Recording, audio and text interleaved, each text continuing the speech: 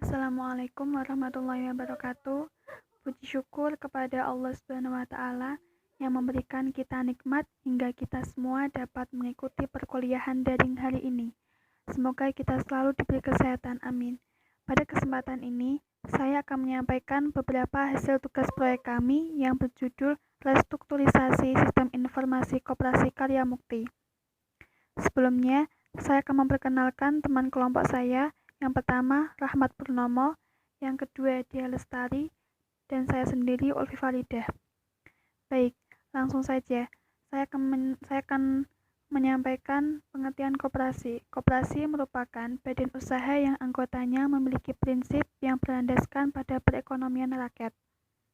Koperasi juga memiliki arti kumpulan orang yang memiliki tujuan dalam memenuhi kebutuhan ekonomi melalui badan usaha yang dijalankan anggota sebagai pemilik sekaligus pengguna jasa koperasi. Sebagai pemilik usaha, anggota koperasi harus berusaha menyediakan kebutuhan yang diperlukan oleh sesama anggotanya, meskipun untuk melakukan transaksi dengan koperasinya tetap menggunakan uang. Tetapi, dengan menjadi pengguna bersama, kebutuhan pengeluaran uang dapat ditekankan dengan serendah mungkin. Karena pada dasarnya koperasi memperoleh keuntungan dari hasil pembelian atau penjualan yang dilakukan secara efisien. Pada koperasi karya mukti, sistem yang digunakan masih manual, dan kami di sini ingin mengembangkan sebuah software sistem informasi yang berguna untuk membantu mengelola data koperasi sehingga para karyawan dan petugas dapat dengan mudah mengelolanya. Selanjutnya adalah ERD. ERD adalah suatu model untuk menjelaskan mengenai hubungan antara data dalam basis data berdasarkan objek-objek dasar data yang memiliki hubungan antar relasi. Berikut adalah ERD dari Sistem Informasi Koperasi Karya Mukti. Di situ objeknya yaitu petugas dan anggota koperasi. Petugas dan anggota koperasi saling berhubungan dengan menggunakan login. Pada petugas terdapat relasi nama, alamat, dan informasi. Sedangkan anggota koperasi memiliki username, password, nama, email, alamat, dan nomor HP. Selanjutnya adalah kelas diagram. Kelas diagram adalah sebuah spesifikasi dari fungsionalitas yang menghasilkan objek dan merupakan inti dari pengembangan aplikasi ini. Diagram ini juga merupakan gambaran keadaan atribut atau properti dari sistem yang melakukan manipulasi fungsi atau metode. Di bawah ini adalah kelas diagram dari sistem informasi koperasi karya mukti. Di sini petugas memiliki password ID admin. Di situ petugas dapat menggunakan sistem tersebut dengan memasukkan password dan ID admin. Lalu anggota koperasi juga memiliki ID anggota, nama anggota, dan member name. Sedangkan di dalam login tersebut ada username, password yang berguna untuk membaca perintah dari petugas. Lalu saya akan menjelaskan use case diagram.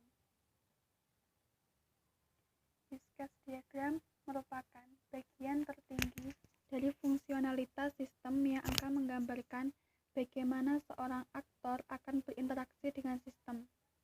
Di bawah ini adalah use case sistem informasi koperasi karya mukti. Ya, di sini ada dua aktor, yaitu petugas koperasi dan sekretaris. Petugas koperasi memasuki sistem dengan login, lalu bisa menginput data simpan pinjam, menginput data barang, menginput arsip data, lalu logout. Begitu pula dengan sekretaris. Dia juga bisa mengakses semua sistem yang ada di sistem tersebut. Sequence diagram. Sequence diagram adalah suatu diagram yang menggambarkan interaksi objek dan mengindikasikan memberi petunjuk atau tanda komunikasi di antara objek-objek tersebut. Nah, berikut ini adalah gambar dari sequence diagram. Nah, di sini kita lihat aktornya yaitu petugas. Petugas akan login aplikasi, lalu memasukkan data anggota, terus mengirimkannya ke database, lalu menyimpan. Terus memasukkan data peminjam dan total uang yang akan dipinjam, lalu mengirimkannya ke database, lalu disimpan. Nah, setelah itu akan tampil angsuran per bulan yang akan dibayarkan oleh peminjam. Nah, setelah selesai, petugas akan ke pengaturan akun, lalu mengklik menu logout. Activity diagram. Activity diagram adalah memodelkan alur kerja sebuah proses bisnis dan urutan aktivitas dalam suatu proses. Diagram ini sangat mirip dengan sebuah flowchart karena dapat dimodelkan sebuah alur kerja dari satu aktivitas ke aktivitas lainnya atau dari satu aktivitas ke dalam keadaan sesaat atau state. Berikut adalah gambar dari activity diagram, yaitu mulai dari login, input data anggota, lalu proses cetak kelayakan pinjaman. Jika simpanan melebihi dari 1 juta, maka anggota dapat meminjam. Akan tetapi, jika simpanan kurang dari 1 juta, maka anggota tidak dapat meminjam. Lalu, input data simpan pinjam, input data barang, lalu proses hitung angsuran, tampil jumlah angsuran per bulan, input arsip data, lalu pilih simpan. Proses simpan. Jika data masih ada yang kosong, maka harus menginput data anggota kembali. Jika tidak, data langsung disimpan.